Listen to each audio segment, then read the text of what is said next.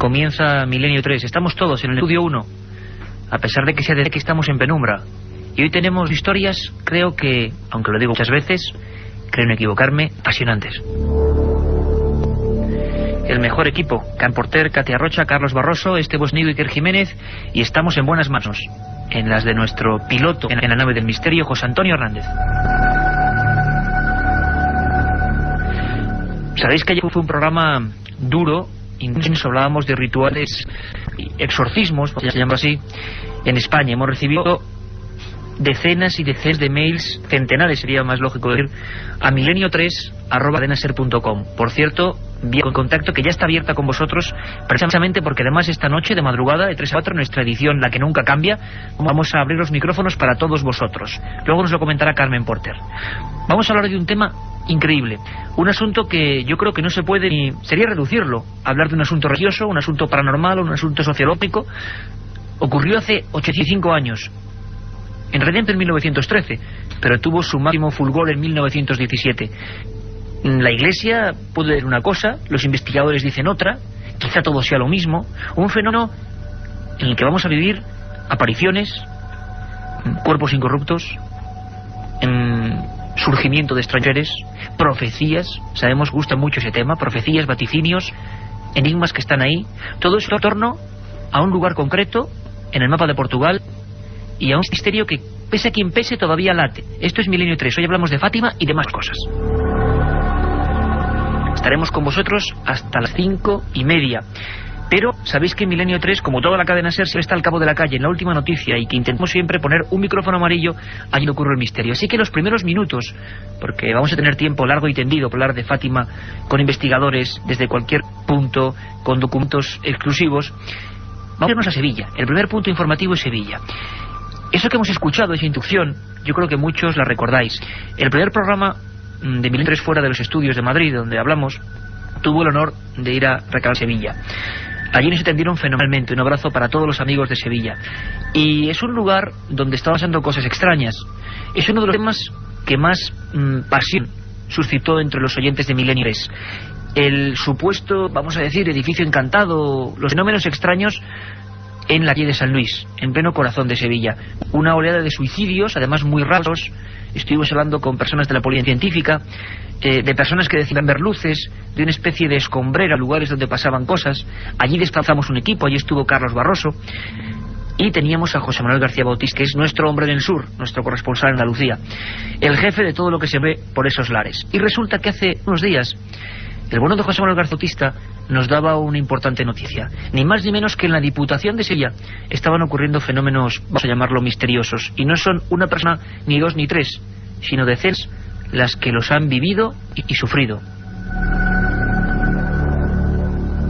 Como siempre, somos un equipo de periodistas, no podemos saber cuál es el origen de esto, simplemente informamos, y con un magnífico trabajo José Manuel García Bautista ha estado hablando con cada uno de los testigos. Solo traemos a unos pocos, algunos fragmentos, digamos así, de sus palabras, algunas emocionadas, de cosas que no son únicas, que pasan en otros lugares, y que nos han dado a entender que tenemos que hacer pronto un programa especial sobre edificios oficiales en toda España y fenómenos extraños.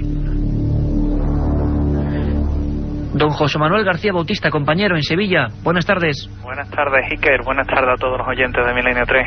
Bueno, pues has hecho un trabajo fenomenal, has estado moviéndote, lo teníamos ahí un poco en silencio, queríamos, digamos, que hilar fino, ¿no? Sí. Y resulta que, bueno, sé que es difícil, José Manuel, pero más o menos, casi a nivel de titular, ¿qué está pasando más ni menos que en la Diputación de Sevilla? Parece que era un rumor que ya se había convertido en leyenda urbana, pero parece que hay testigos reales, directos, en diferentes aspectos y lugares, ¿no? Pues efectivamente, Iker, como tú lo has comentado, en el edificio, en el viejo edificio de la Diputación de Sevilla, pues a modo de titular, hay fantasmas.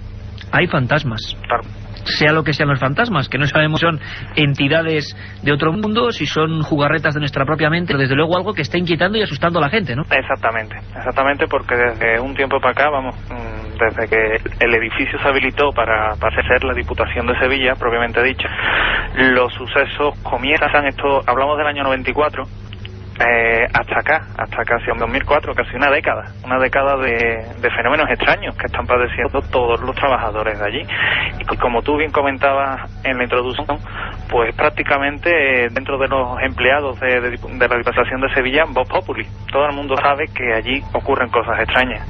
Tú has estado con los testigos, hay algunas grabaciones que vamos a guardar, que vamos a seguir con ellas. Tengo que decir que después de tantos años en estas cosas, ejerciendo el periodismo, uno sabe, hombre, no puede dar la certeza, pero cuando alguien le cuenta algo realmente impresionado, lo haya visto o no, es otra historia, pero él cree desde luego que lo ha visto y está marcado de por vida.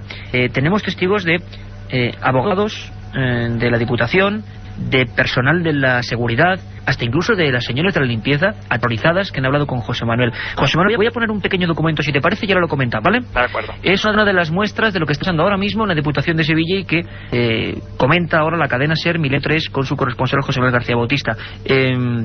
Personas, no podemos facilitar sus apellidos, ahora mismo nos dijeron que les pondríamos en un compromiso, pero bueno, desde luego estarán con nosotros y estarán en vivo en un programa que vamos a hacer en Sevilla. Llantos, una cosa que, bueno, los investigadores muchas veces se han encontrado en diversos lugares. Llantos, siempre no sabemos por qué el llanto de un niño. Luego incluso con los invitados podremos decir, a ver si esto, no sé, tiene algún significado, nosotros no sabemos. Testimonios de gente de responsabilidad en la Diputación, testimonios como este. De pronto me pareció escuchar unos sonidos como unos llantos, como de un niño pequeño.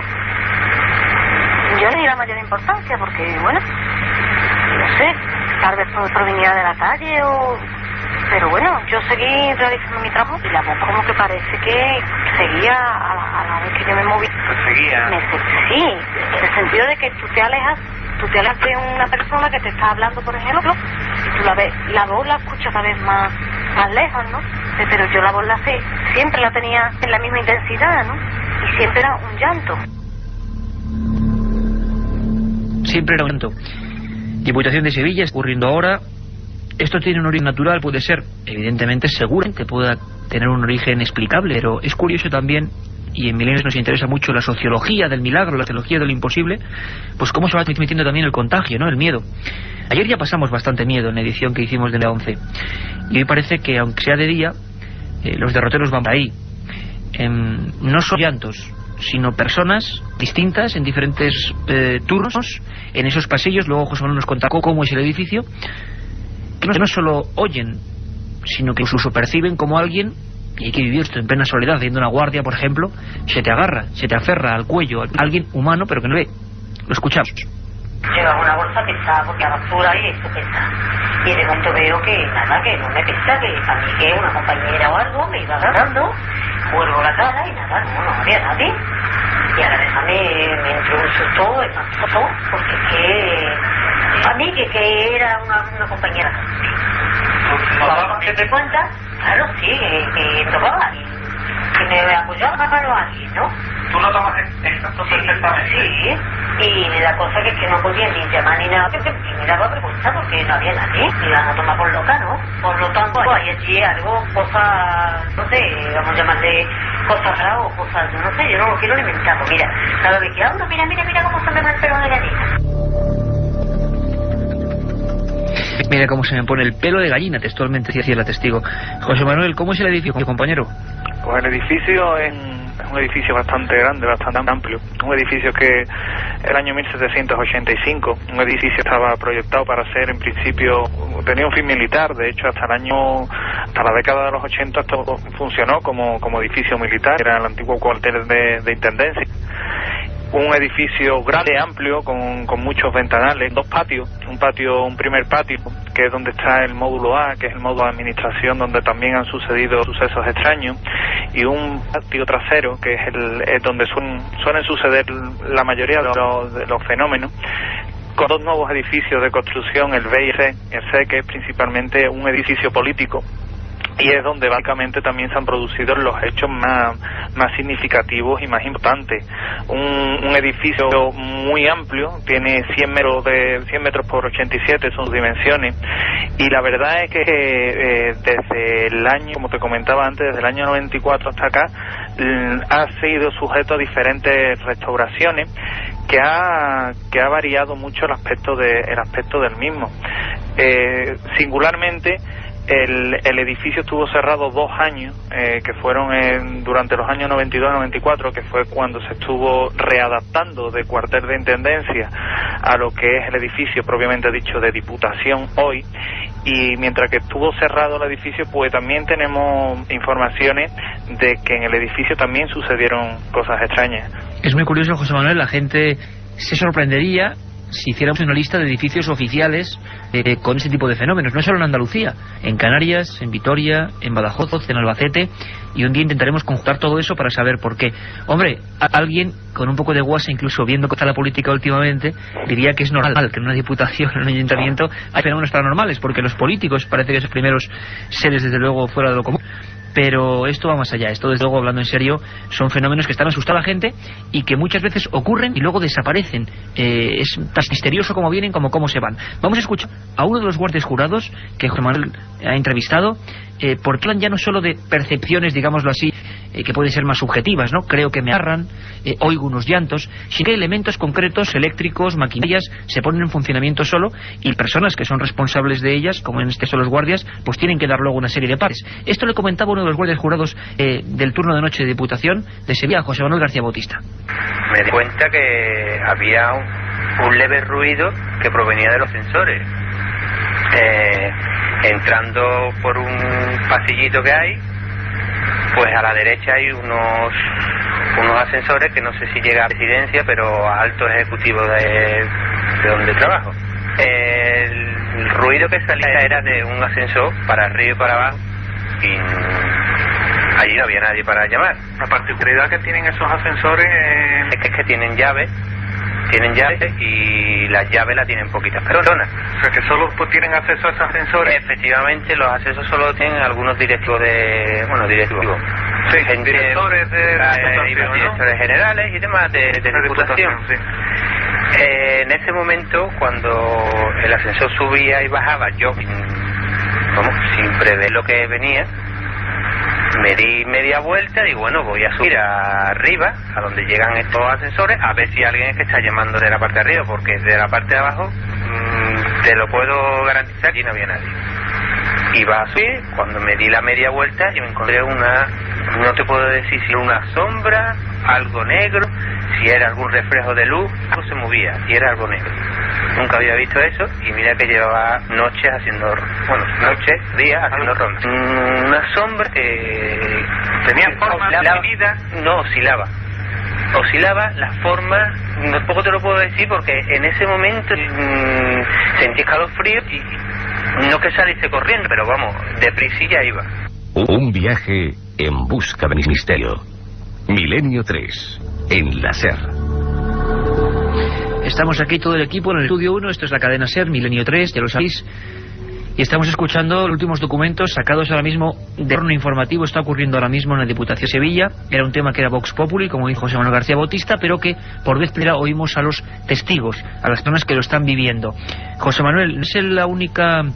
Este guardia jurado, desde luego, no es el único, ya lo hemos hecho otro documento, que te ha confesado la visión de cosas. Incluso algunos hablan de seres, seres antropomorfos, con forma humana, y son más de 1, más de 2 y más de 10 los testigos, ¿no? Efectivamente, Iker, porque son muchos los testigos. He de decir que dentro de Diputación no le ponen las cosas fáciles al que entra o al que sale de allí. Menos para por eso hoy, por ejemplo, mantenemos, por supuesto, en nuestro poder, tanto todo tipo de documentos, nombres, apellidos, pero claro, nos han llegado a decir que puede haber problemas, ¿no? Exactamente, porque esto, digamos, está recomendado desde Diputación a que se guarde silencio bajo pena de un expediente administrativo. O sea que la cosa parece más seria, ¿no?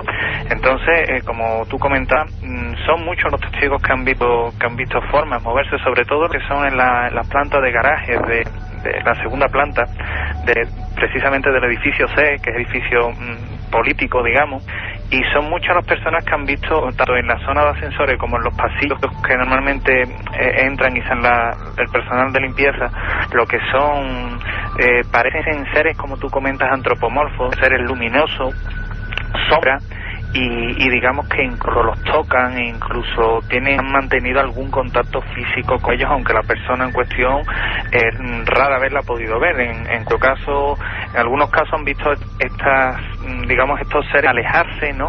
O desde unos metros, ¿no? Pero efectivamente son muchos los que lo han visto. Sobre todo los afectados son personal de limpieza de edificios. Personal de limpieza. Vamos a escuchar un último testimonio. Queríamos dar un paso rápido por esta historia que nos parece apasionante. Sabéis que siempre que ocurre algo intentamos estar ahí, y estas cosas pasan. No sabemos qué es. Los parapsicólogos hablarían de fenómeno de infestación o poltergeist, pero como no sabemos si eso al final es la realidad o no, pues bueno, lo dejamos ahí. Cada uno de vosotros tenéis el criterio para opinar. Escuchamos a esas personas que en esos garajes donde José Manuel García Bautista pues vio lo que estamos comentando. Cuando entramos en el garaje, el murmullo se seguía escuchando, pero prácticamente no había coche, no había solamente nadie más que nosotros dos, y vimos alejarse 3 figuras luminosas de diferente altura. No sé cómo describirte qué eran unas figuras, pero como con unas y que te digo más, yo no quiero ir contando porque es que no me gusta recordar cosas, porque ya afortunadamente hace un mes y pico que no me ha pasado nada más, y la verdad hay compañeros que sí que ven cosas y que a mí personalmente no me ha vuelto a pasar nada más y no quiero ni recordar. Ahí teníamos 4 testimonios, 4 píldoras, 4 parámetros distintos de lo que está pasando en un lugar concreto. Desde luego esto luego tendrá una repercusión, como ocurrió cuando hicimos el programa en Sevilla con los sucesos de San Luis, a nivel policial, a nivel periodístico, a nivel parapsicológico se puede decir, que luego en la ciudad hubo un auténtico terremoto informativo. Toda la prensa, la C, las radios, todas, no solo la cadena SER, informaron de asunto desde diferentes puntos de vista. Desde luego puede que ahora pase exactamente lo mismo.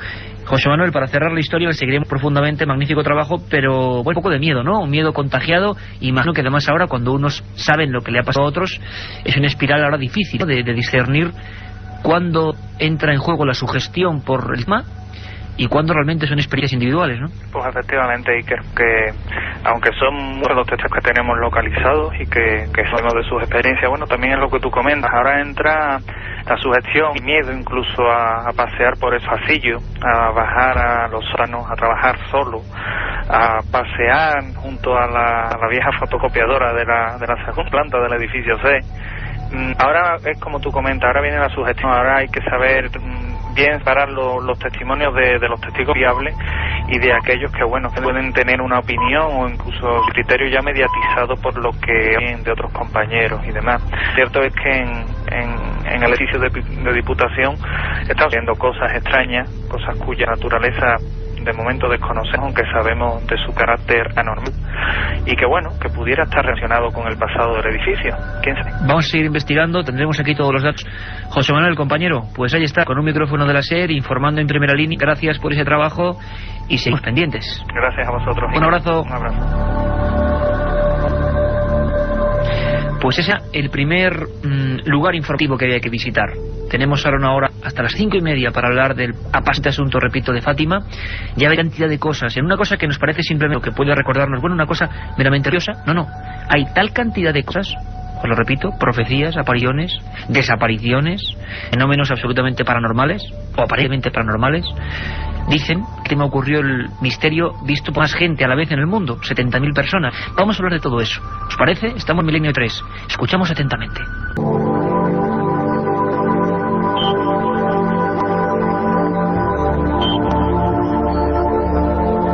Son las 4:32 y hemos entrado en el universo. A veces para algunos dicen que prohibido, otros no bien contado, para otros objeto de fe y de devoción, de Fátima. Tenemos el estudio 1 lleno de buenos amigos, como siempre, como hicimos ayer, desde distintas perspectivas, y siempre para poner su opinión y al menos salir de aquí con un cóctel de información. Nacho Ares es compañero de este programa, nos deleita como siempre con la historia perdida, ese tremendo éxito literario que está teniendo ahora mismo, y siempre nos pone, bueno, pues un poquito de la tramoya de la historia, lo que no nos han cuadrado bien. Aparte de eso, ya lo sabéis, director de la prestigiosísima revista de arqueología. Nacho, buenas tardes, bienvenido a tu casa. Buenas tardes, Iker, bien hallado. Yo te voy a hacer una pregunta, que respuesta para entrar en juego muy breve. Un fenómeno impresionante y que contiene muchísimas cosas, el de Fátima. Pues sí, yo creo que cualquier persona que haya tenido la posibilidad de acercarse a este hermosísimo lugar de Portugal puede darse cuenta de que realmente uno puede tener o no tener fe, puede entrar un poco a juego a la serie de circunstancias que allí pudieron ocurrir a lo largo de, sobre todo de 1917, aunque el fenómeno, como bien comentabas en la introducción, empezó antes, pero realmente uno tiene la sensación de que allí ocurrió verdaderamente algo, es algo que se puede palpar en el ambiente, quizás también generado de alguna manera por toda la gente que va de alguna forma condicionada a este lugar, ¿no? Pero yo creo que por lo menos la experiencia mía una vez allí, efectivamente allí debió de suceder algo muy importante en 1917.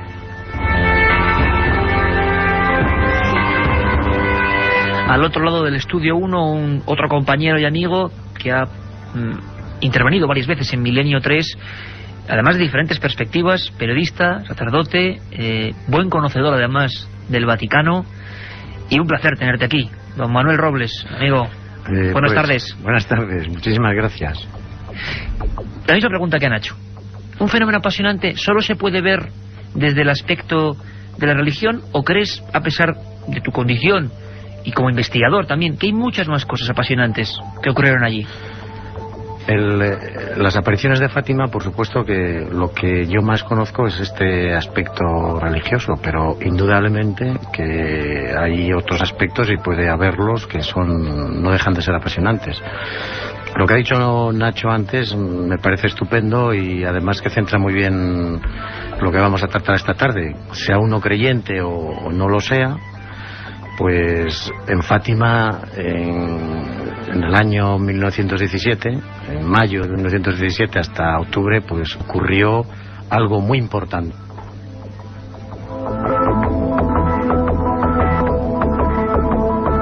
Carmen Porter, volvemos a referirnos. Hay que decir que hoy ponemos fin a un ciclo muy importante. Hoy ponemos fin a un ciclo de especiales relativos de alguna forma a aspectos que pudieran tocar la religión. Nos lo habéis pedido por activa y por pasiva. Seguiremos con más temas. Os prometo que ahora, cuando la cadena SER nos lo permita, nos metemos en misterios de la historia. Nos pues por templarios, por cátaros, por antiguas civilizaciones.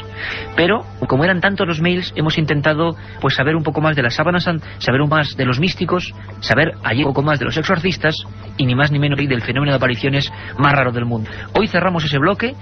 Hemos que hacerlo en varios segmentos. Hemos utilizado como piedra de toque, indudablemente, en los misterios de la Iglesia y editorialidad de Carmen Porter. Carmen, ¿qué pasó en Fátima, digamos, a nivel periodístico? ¿Qué sabemos que ocurrió? Muy brevemente. Buenas tardes. Buenas tardes. Pues se dio un fenómeno dentro de lo que se puede catalogar en cierta forma paranormal.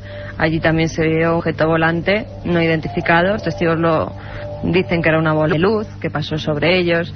Se dieron una serie de apariciones, no solo del ángel que les anuncia la venida de la Virgen, según testifican los videntes, también de ese ser que se les apareció y que, según los primeros testimonios, no es tal y como pintan hoy en día la Virgen. O sea, que hay una serie de contradicciones también entre los primeros testimonios y lo que luego se ha ido formando allí. Estaríamos de nuevo en una interpretación de los hechos. Esto es Milenio 3, creo que es un tema aparte, un montón de documentos a partir de ahora y un montón de opiniones.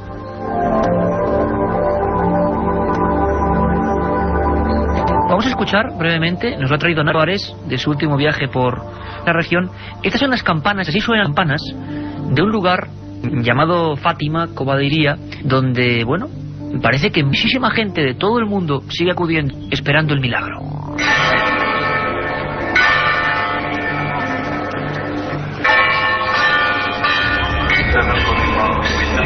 De hecho, este es el ambiente que se vive allí ahora con el 2003. Sí, continuamente ahora, de una forma repetitiva, las campanas con la típica canción de los atorcillos que estamos escuchando de fondo, es la cantinela que se escucha, como os digo, cada hora en un lugar mágico y que recuerda de una forma muy intensa, porque vayas a este lugar en cualquier época del año, en cualquier temporada, siempre te vas a encontrar con miles y miles de peregrinos. Lógicamente, los momentos más importantes son lo que es el 13 de octubre, ¿no? Comienzo y finalización de las apariciones, donde se hacen una especie de romerías especiales y unas festividades muy espectaculares, ¿no? Pero este lugar es visitado a lo largo y ancho del año por miles de personas, millones me atrevería a decir de personas, que muchos por curiosidad, muchos por intentar buscar respuestas a algo realmente por lo menos desconocido y no todavía por nosotros, pero que sin lugar a dudas nos demuestra que efectivamente, como decíamos antes, algo muy espectacular sucedió. ¿Y qué sería la fotografía, Nacho, de la escena que se encuentra allí? Es decir, esa pampa de que a algunos les sobrecoge y a otros casi les produce cierto rechazo, no lo sé, depende cada persona y quien lo vea, pero tenemos una imagen de esas procesiones grandísimas de personas lirillas pidiendo un imposible, que a veces dicen, y luego vemos que se ha cumplido a veces, que ha habido unos lo llamarán milagro, otros lo llamarán fenómeno inexplicable. Eso sigue ocurriendo, ¿no? Sí, allí te puedes encontrar absolutamente todo. Quizás uno de los primeros golpes de vista, lógico por otra parte, si igual vas a Toledo y te puedes encontrar espadas vendiendo en todos los sitios, los productos de merchandising lógicamente van a la orden del día, ¿no? Y a mí no me parece ni malo ni bueno, es manera de ganarse la vida, lógico. Pero quizás una de las cosas que sí que se puede echar en falta es que también desde un punto de vista lógico, comprensible, que el lugar ha cambiado terriblemente hace, como comentabas antes, casi 85 años. Lo que era la antigua localidad de Cova de Iría, en Aljustrel, prácticamente no se conserva nada. La Zaliños sí que está prácticamente igual. Hubo una de las apariciones el 13 de agosto de 1916, se conserva prácticamente igual, pero es Cova de Iría donde se construyó la basílica, curiosamente muy pequeña, que es uno de los detalles que a mí me llama la atención, por lo menos pequeña en previsión de lo que uno se puede esperar de un lugar de este tipo, ¿no?, que está dado pues para albergar a miles y miles de peregrinos, ¿no? Pero que es en sí el lugar, la Cova de Iría, lo primero que hace es dónde está la cueva. O sea, no hay cueva ni nada en absoluto, no se conserva prácticamente nada del lugar original, que era en realidad campo, tampoco es que fuera una cueva física, ¿no? Y es quizá uno de los puntos más molares que a mí me llamó la atención cuando he visitado este sitio. Manuel Robles, un lugar que era prácticamente desconocido, el Portugal muy concreto de aquella época, y algo surge para que tenga transformación, ¿no? Increíble, es un hecho único en el mundo probablemente. Único en el mundo no, porque, hombre, ha habido antes otro tipo de apariciones y se podría decir que a lo largo de la historia de la Iglesia, a lo largo de la historia de las religiones, en este caso ceñirnos un poco más a la judía y a la cristiana, a lo largo de los siglos ha habido, vamos a decir, apariciones con bastante frecuencia, ¿no? Lo que sucede es que a principios del siglo XX, como pasó con esta aparición de Fátima, sí que fue algo extraordinario, viéndolo ahora por lo menos en la perspectiva que tenemos. En aquellos momentos, pues al principio, cuando se apareció, vamos a decir, la Virgen a estos pardocillos, pues claro, nadie podía prever este fenómeno que hoy con un poco de perspectiva conocemos, ¿no? Que se puede, como muy bien se ha dicho aquí, explicar un poquito, o se puede ver desde el punto de vista religioso y también desde otro punto de vista, ¿no? Por supuesto. Y claro, sí que ha sido impresionante, porque como muy bien decía Nacho, pues ahora son millones de personas. Es decir que, hombre, hay 3 lugares en la cristiandad. Uno de ellos es Guadalupe, que es probablemente el que más gente va, porque México es un país de muchísimos millones de habitantes, y luego también los mexicanos son muy guadalupanos, ¿no? Otro sitio es Lourdes, que en Europa hasta ahora pues era un sitio que más o menos pasaban por allí unos 10 millones de personas todos los años. 10 millones de personas. 10 millones de personas, sí. Y al año. Y yo creo que ahora pues Fátima supera a Lourdes. Hombre, no tengo así las cifras exactas en este momento, pero se ha convertido en el santuario de esta zona nuestra, sí, vamos a decir europea, pues el más importante. Luego hablaremos, Manuel, hay algunos que, viendo desde muchos puntos de vista, dicen qué importante fue este fenómeno en ese momento histórico, en un momento muy complejo para Portugal y para Europa, ¿no? Porque es que esto es como un poliedro con 1000 caras. Vamos a escuchar un documento y luego opinamos. Es Joaquín Fernández, profesor de la Universidad Fernando Pessoa. Yo tuve la oportunidad 2 veces de entrevistarle, una de ellas sobre otros fenómenos y otra con los compañeros en una experiencia irrepetible de Antena 3 Televisión. y le preguntábamos por este fenómeno. Hizo un trabajo, luego escucharemos a su compañera, Fina de Armada, una célebre antropóloga. Se unieron para hacer un trabajo que fue escandaloso en Portugal. Intentaban explicar la aparición viendo los síntomas desde otro tipo de vista. Desde luego aquí no estamos para alarmar a nadie, estamos para dar todas las opiniones, y esto es lo que hacía Joaquín Fernández. Vamos a empezar a escuchar a este profesor de periodismo de la Universidad Fernando Pessoa de Oporto, diciendo un poco la característica del ser que se vio, porque ahora vamos a reconstruir lo que parece ser que vieron esos 3 pastores. Vamos, ¿qué ha sido de ellos? ¿Qué ocurrió? Joaquín Fernández nos confiesa lo siguiente. La descripción original de Lucía nos habla de un ser pequeño, de unos 90 centímetros de altura, de una figura femenina cuya ropa señalaba las formas del cuerpo. Y lo más importante, esa figura era sumamente luminosa y tenía una esfera en las manos. Sus vestidos se parecen, por lo tanto, al de las figuras típicas de las apariciones modernas. Apariciones modernas se refiere a lo que mucha gente, y trataremos este asunto en Milenio 3, dice haber visto, casi siempre relativo al fenómeno de los objetos volantes no identificados. Aquí, desde luego, los criterios pueden ser múltiples. Vieron algo que era bastante pequeño. ¿Cómo es posible, Carmen, que no coincido, que no supiéramos las primeras declaraciones de esos 3 pastores? Ellos eran de una extracción muy humilde, en un lugar tremendamente humilde, y parece ser que durante años las primeras declaraciones estuvieron ocultas. Esto parece una novela de terror, y es Fina de Armada, esta antropóloga portuguesa, la que acude a los primeros documentos o primeras actas con los dibujos de los niños. ¿Qué ocurrió? Haciendo una tesis, Fina de Armada se encuentra con estas primeras declaraciones que los 3 videntes hacen al canónigo Manuel Núñez Formigao. Él publicaba además en varios periódicos de la época, en el Jornal de Noticias, en O Século, artículos, y firmaba como Vizconde de Montelo, para que no supieran que era un religioso y no tuvieran una preconcebida imagen de lo que iba a contar. A él le dicen, en esa primera declaración... Es el primero que habla con los 3. Es el primero que habla con los 3 videntes, que son nada Jacinta, más Jacinta, Francisco y Lucía. Ajá. Lucía es la única superviviente hoy en día, es monja de clausura, y ellos le dicen que ven pues lo que ha dicho Joaquín Fernández, una mujer, una especie de ser pequeño, muy luminoso, que lleva un traje, una túnica, donde se pueden ver unos hilos dorados, y que en sus manos porta una esfera de luz de la que salen rayos. Muy pequeño tamaño y sin pelo. Sin pelo. Dicen que parece una mujer o calva o que lleva una especie de casco por encima de su cabeza, pero un casco de cristal. Manuel Robles, ¿qué crédito podíamos darle a estos primeros informes? ¿La imaginación de unos niños? ¿O que realmente lo que se vio en un principio luego ha ido gestándose en otro fenómeno? Es un poco complicado, pero... Ya, hombre, la verdad es que es un poco complicado. Un fenómeno de este tipo, que se puede ver desde muchos puntos de vista, pues no es tan fácil de delimitar.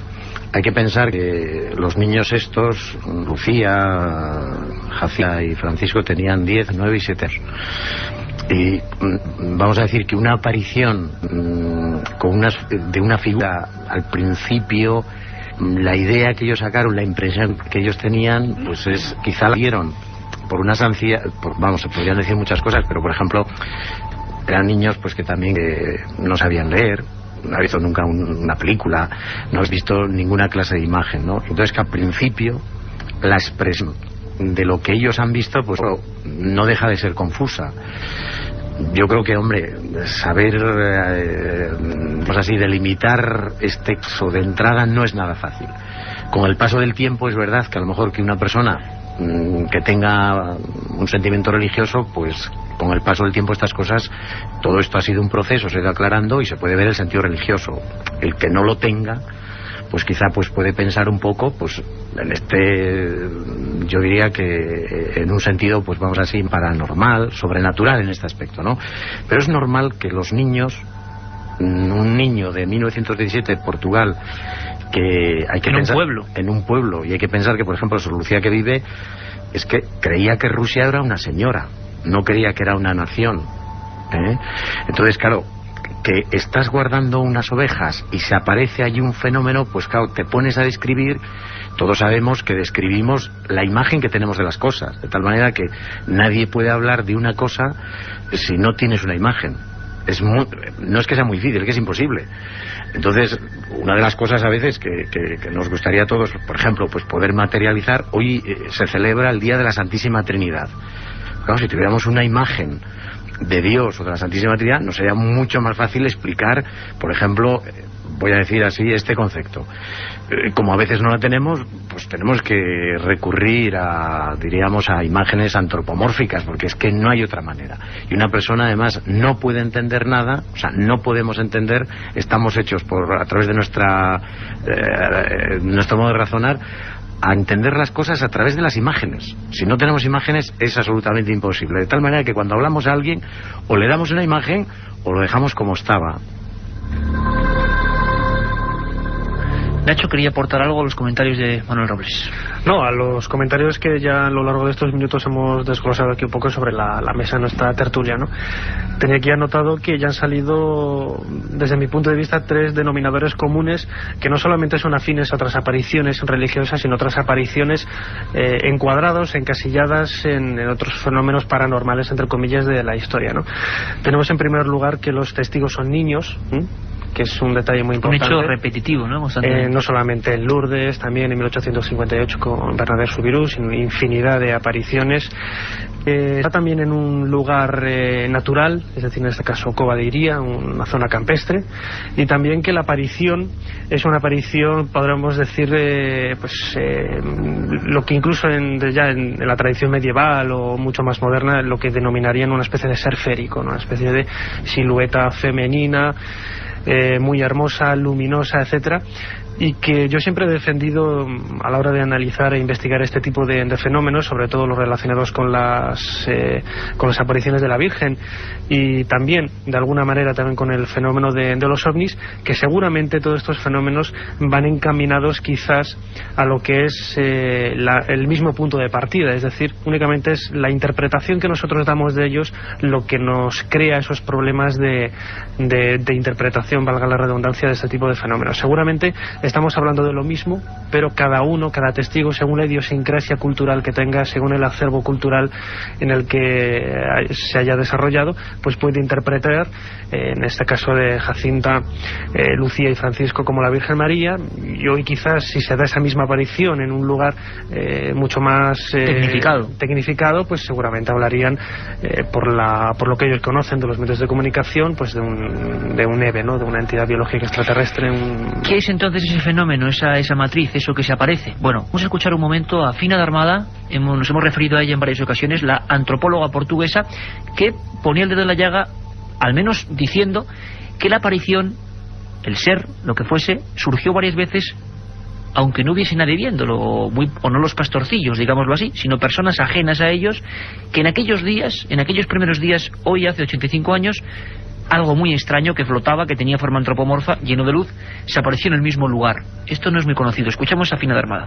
El 13 de agosto, el alcalde de Fátima se llevó a los videntes a su casa y, sin embargo, se produjeron las mismas manifestaciones.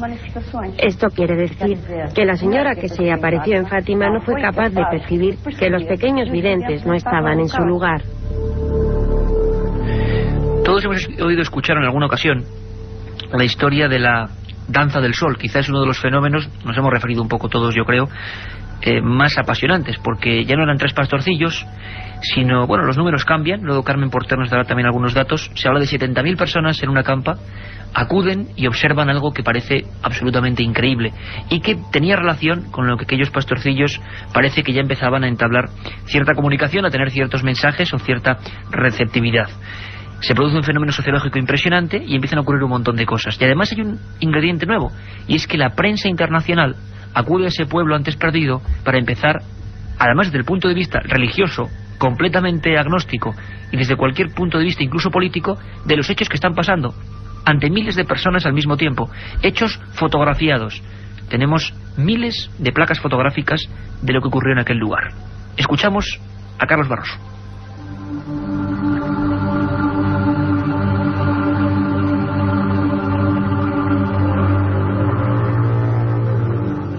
Aquella tarde, el sol bailó sobre Fátima. Lo hizo sobre una multitud de 70.000 personas que aguardaba el milagro. Corresponsales de prensa de toda Europa fueron testigos del prodigio.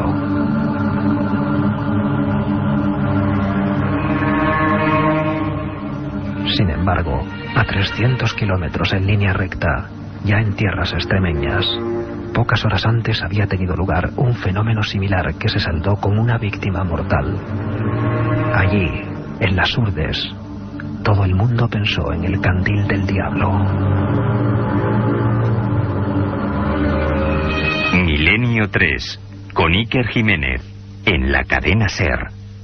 Si quieres viajar a lo desconocido, no dejes de leer El Archivo del Misterio de Iker Jiménez, los libros del tercer milenio. Colección El Archivo del Misterio de Iker Jiménez, publicado por Editorial Edad. Próximos títulos ya a la venta: La Sábana Santa de Carmen Porter, Casas Encantadas de Francisco Contreras, El Secreto de la Gran Pirámide de Manuel Delgado y Vampiros de Miguel Gómez Aracil. Un viaje en busca del misterio. Milenio 3, en la SER.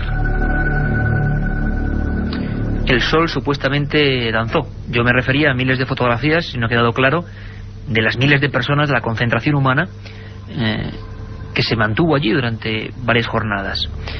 Unas fotografías además impactantes, duras.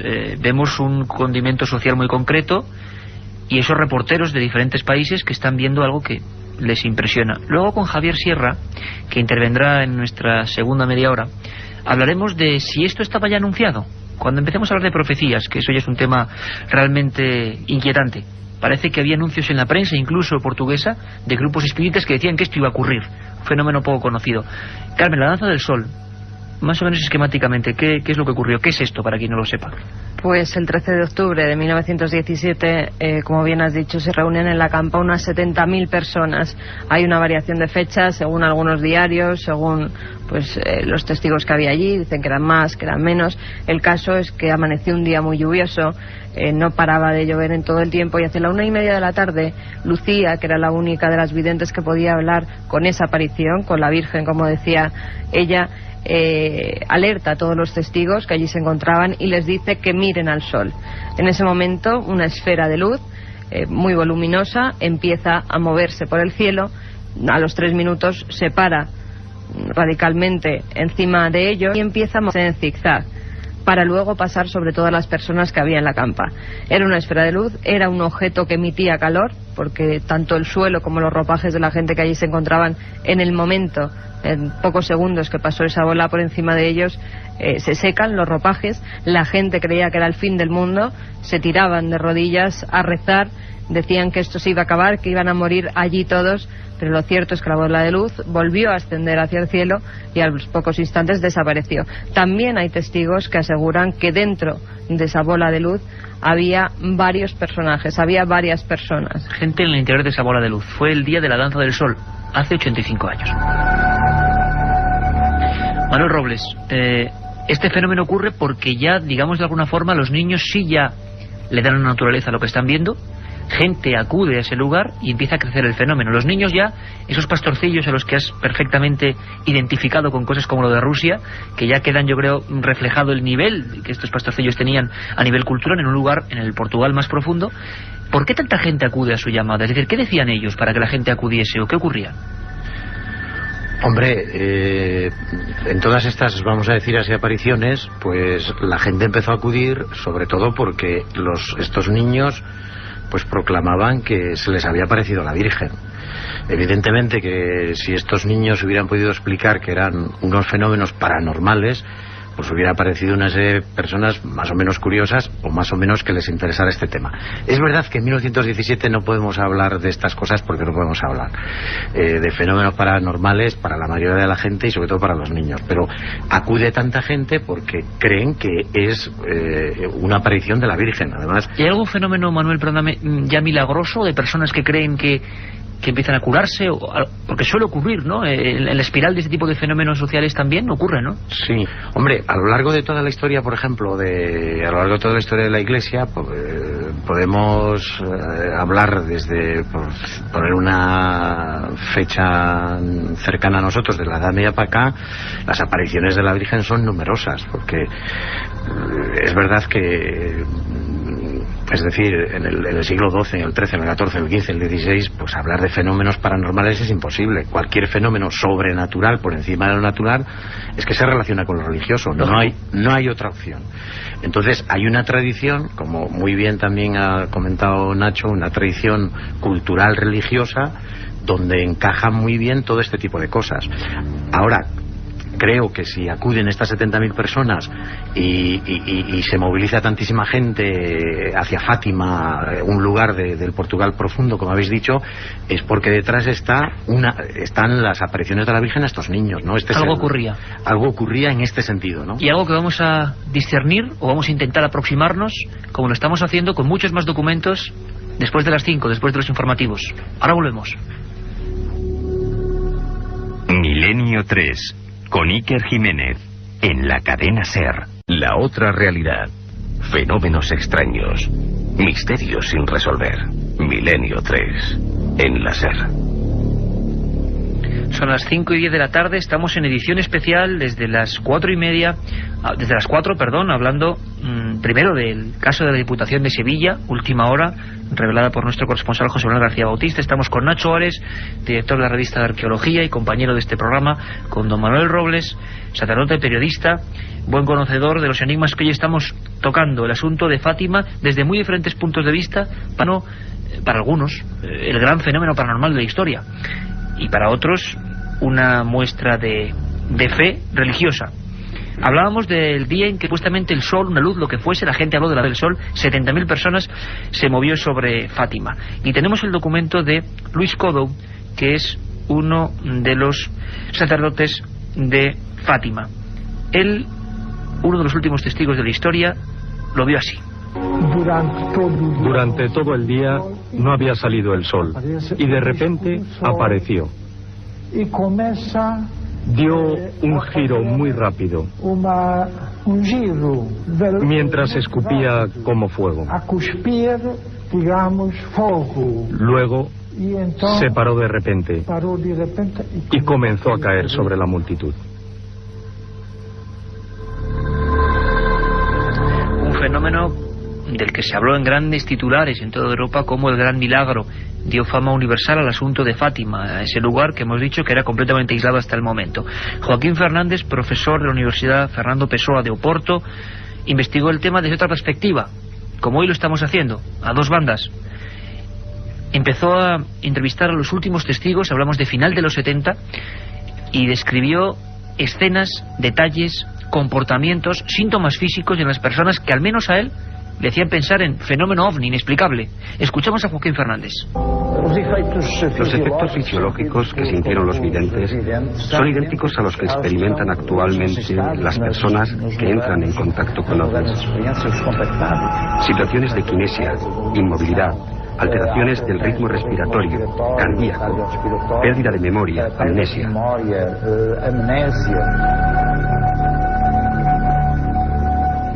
Fenómenos que él identifica con el misterio de los ovnis. Hay una historia curiosa que yo seguí muy de cerca. Sabéis que tengo debilidad por una comarca que son las Urdes. Más o menos a 300 kilómetros en línea recta de Fátima ocurrió algo insólito. Quizá lo más curioso es saber, con datos concretos, que ocurrió tan solo horas antes de la danza del sol. Fijaros qué curioso. En Portugal, a un lado de la frontera, se vio como un milagro, como algo divino y algo lógicamente beneficioso. Sin embargo, tan solo unas horas antes, como decimos, en el pueblo de Cambroncino, en Cáceres, en una zona también bastante deprimida, en las Urdes, maravillosa y llena de magia, un pastor, Nicolás Sánchez Martín, volvía del pueblo de Aigal, acompañaba a Esperanza Moedano y dos mujeres, dos niñas de un pueblo cercano. Vieron una luz, una especie de lo que allí se llamó durante años y se sigue llamando banastro volador. Hablan de luces de forma globular, como un pequeño sol en medianoche, y siempre cerca del agua, de un río llamado, o de un regato en la zona de Ribera Oveja. Nicolás Sánchez Martín tenía 40 años, en aquel año 17, acostumbrado a los riscos y a la dura vida de aquella Extremadura, y se enfrentó a la luz. Dicen los testigos visuales del hecho que aquella luz le atravesó. Solo sabemos que horas después, Victoriano Sánchez Hoyos, el médico, el único médico de las Urdes, extendía un parte. En él decía muerte por quemaduras generalizadas, origen desconocido y temperatura hasta la frigorización del cuerpo. Esa muerte, como si fuera una pintura negra de Goya, ocurrió en un pueblo sin luz ni agua, en una especie de chamizos o chabolas de piedra. Todavía queda la casa del Colás. Allí, en una cama que eran helechos, murió este hombre. Solo repetía la luz, la luz. Ocurrió horas antes, justo horas antes, 300 kilómetros en línea recta, del fenómeno de Cobo de Iría. Allí el sentido fue, lógicamente, completamente opuesto. Y hemos caminado mucho por las urdes y hemos encontrado en el siglo XX y en el siglo XXI testimonios de personas diversas que hablan de esos fenómenos, de esos banastros, hoy en día, junto a las aguas. Escuchamos, por ejemplo, a Luis Expósito en la comarca del Cerezal. Testimonios como este.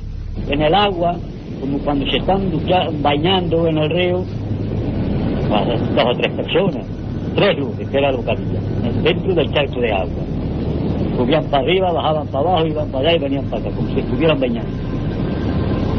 Es lo que hemos visto. No hemos visto ninguna persona, más que las luces. Fenómenos que parece que siguen atados a ese lugar, fenómenos que siguen inquietando a las personas urdes y que se produjeron ese mismo día. No es muy conocido, pero ese pastor, enterrado en el cementerio de Cambroncino, puede ser la primera víctima de un fenómeno anómalo en España. Nos preguntáis mucho a milenio3@cadenaser.com por el asunto del tercer bloque que nos inquieta de Fátima. Hemos hablado de una aparición, de miles de testigos, de diferentes interpretaciones, de la vida que varía en unos pastores, pero incluso parece que hay unos secretos, unos misterios. ¿Quién ha oído hablar del tercer secreto de Fátima? ¿A quién implica? ¿Se ha cumplido? ¿Se han dicho todo su contenido? ¿Hay cosas ocultas? ¿El Vaticano sabe toda la verdad, que también se dice mucho? Vamos a descubrirlo. Escuchamos a nuestro compañero Carlos Barroso.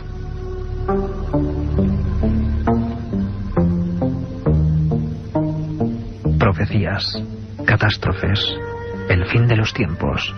Toda una serie de mensajes apocalípticos fueron transmitidos a los pastores de Fátima.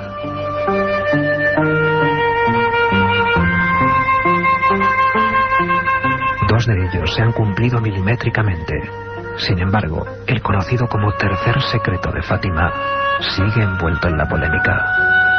Hay quien afirma que solo en algún lugar del Vaticano se conoce la verdad. Milenio 3, con Iker Jiménez, en la cadena SER. Unos secretos, unos misterios que esa mujer, Sor Lucía, que aún vive, parece que dio, desveló, otros dicen que no, y que fueron transmitidos por aquella figura, sea lo que fuese. Uno hablaba del final de la Primera Guerra Mundial, el otro de la conversión de Rusia al comunismo. Parece que ambos se han cumplido, es lo que afirman los defensores del fenómeno de Fátima. Y hay un tercero que tiene muchos problemas, mucha polémica. Tenemos en conexión directa telefónica a nuestro buen compañero y amigo Javier Sierra, director de Más Allá. Javier. Hola, buenas tardes. Buenas tardes, ¿cómo estás? Muy bien. Oye, el tercer secreto de Fátima, los misterios de Fátima, ¿a ti qué te suena todo esto? Tú hiciste unos reportajes fantásticos sobre este asunto concreto. Hablaste incluso de personas que habían predicho, se puede decir, o que incluso en la prensa algunos grupos espíritas hablaban de que algo iba a ocurrir misterioso en Fátima. Hay un montón de cosas raras. Cuéntanos un poco, ¿qué son estos secretos de Fátima? Bueno, hay muchas cosas extrañas respecto al caso Fátima, que siempre ha estado envuelto de un secretismo bastante inexplicable, ¿no? El primer secretismo es en torno a lo que contaron realmente los niños testigos de las apariciones, porque existe un documento histórico que se llama Inquérito Parroquial.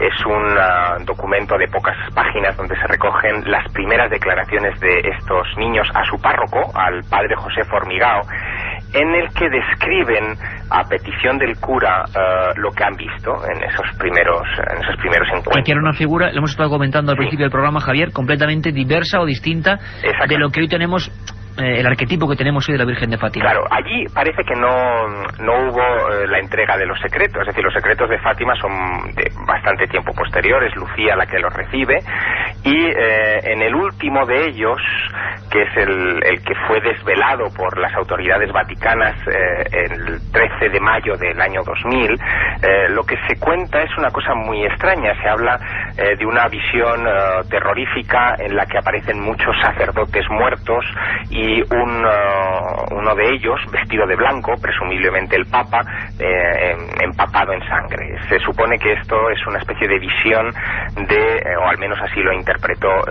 el cardenal Ratzinger, el prefecto de la Congregación para la Doctrina de la Fe, como una especie de visión del atentado que sufrió Juan Pablo II el día de Fátima, el 13 de mayo de 1981, en Plaza de San Pedro, en el Gano, ¿no? Pero no está del todo claro que el secreto de Fátima deba ser interpretado así. Hay una enorme polémica entre los propios exégetas que se han acercado hasta este texto. De hecho, una de las razones por las que parece que el tercer secreto de Fátima ha permanecido en secreto hasta el año 2000 es precisamente porque lo que se puede entender de ahí no es el atentado contra un papa, sino el anuncio del final de la Iglesia Católica, es decir, de la muerte de su principal defensor, del Papa, y de la muerte o digamos del exterminio progresivo de toda la curia, lo cual, claro, evidentemente tiene unos tintes muy dramáticos que en circunstancias como la Segunda Guerra Mundial o la posguerra mundial pues serán muy difíciles de revelar sin causar pánico entre la cristiandad. Perfectamente explicado, Javier. Digamos, ese temor incluso y también el rumor de que no se ha sabido o no se ha contado toda la verdad. Manuel Robles, tú que eres buen conocedor del Vaticano, ¿qué opinas de lo que ha dicho Javier Sierra? ¿Es cierto que ese secreto puede interpretar muchas más cosas? ¿Es el tercer secreto del que se han hecho libros, se han hecho películas, de todo? Bueno, lo que ha dicho Javier me parece que lo ha dicho estupendamente y lo ha descrito muy bien.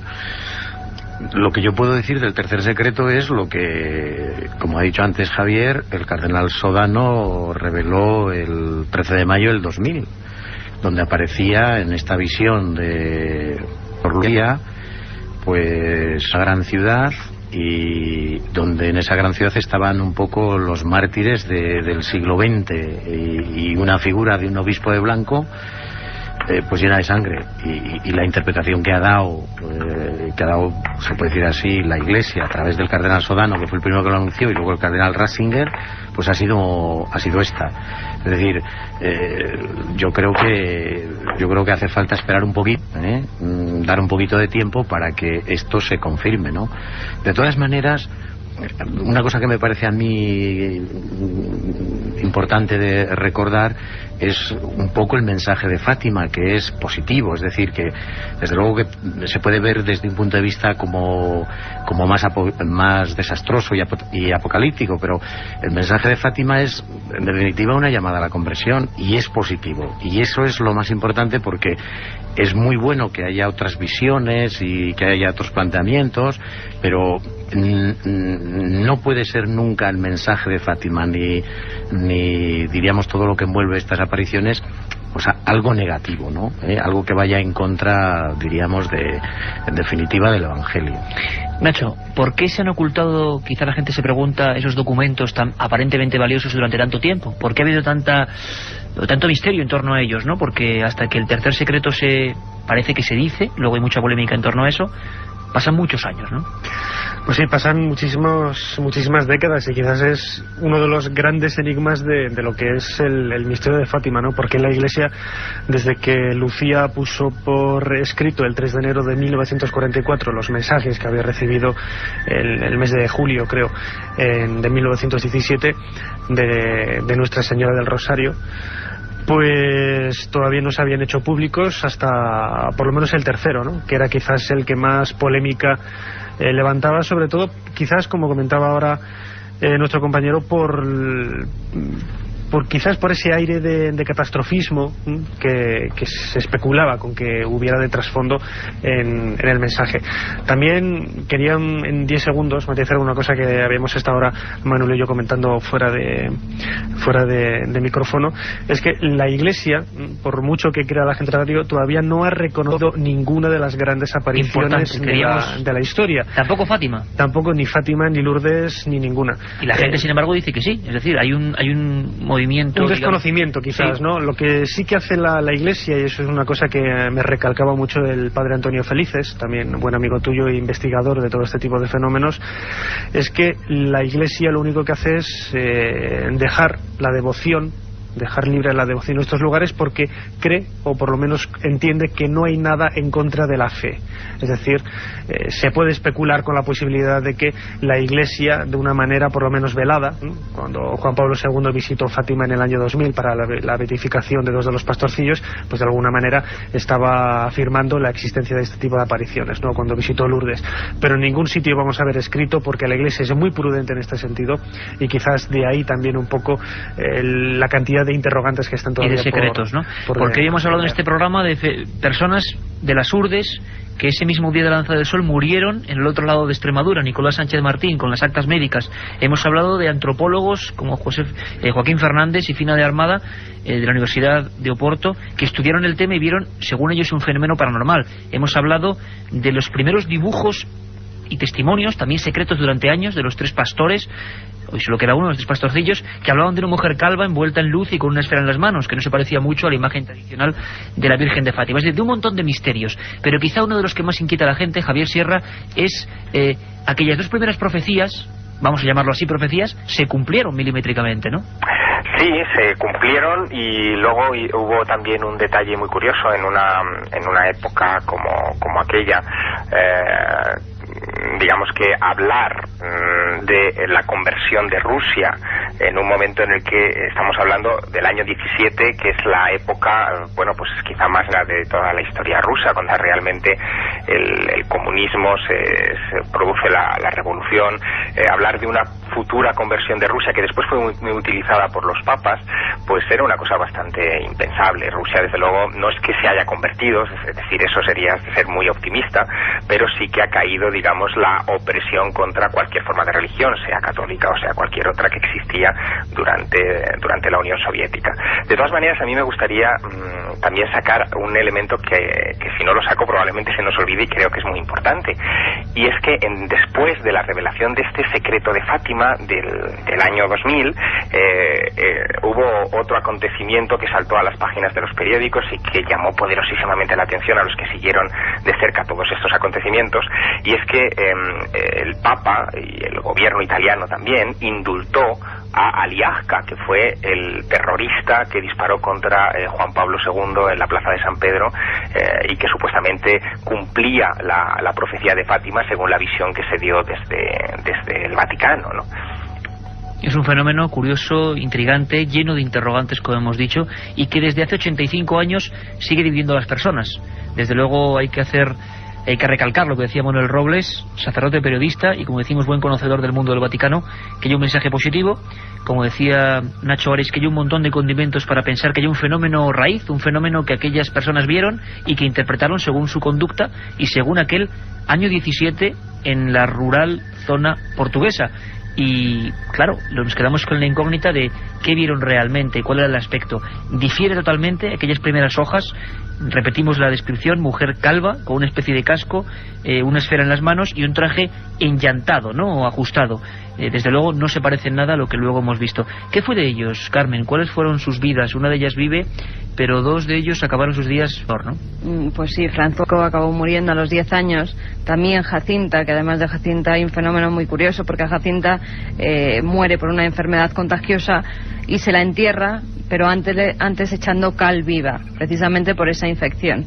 A los pocos años se decide trasladar el cuerpo de Jacinta a la basílica, y cuando lo desentierran es cuando se dan cuenta de que esta niña está incorrupta. Una cosa importante, y esto sí que creo que no lo sabe nadie: hay documentos, tú lo reflejas en Misterios de la Iglesia, que hablan de apariciones a esos mismos pastores antes de las del año 13. Hay documentos en los que se dice que Lucía, varios meses antes de las apariciones del año 17, estaba jugando con unas niñas, estaban cuidando el ganado, y vieron una figura también luminosa que las niñas que estaban allí describen como una mujer, una especie de mujer, pero sin cabeza, sin manos, una especie de cuerpo flotando sobre uno de los árboles. Meses antes de que se producieran las apariciones. Manuel Robles, sacerdote, periodista y, como decimos, buen conocedor de todos estos asuntos. Nacho Ares, director de la revista Arqueología. Javier Sierra, compañero, un abrazo muy fuerte, gracias por estar aquí. Otro para vosotros. Y Carmen Porter, por supuesto.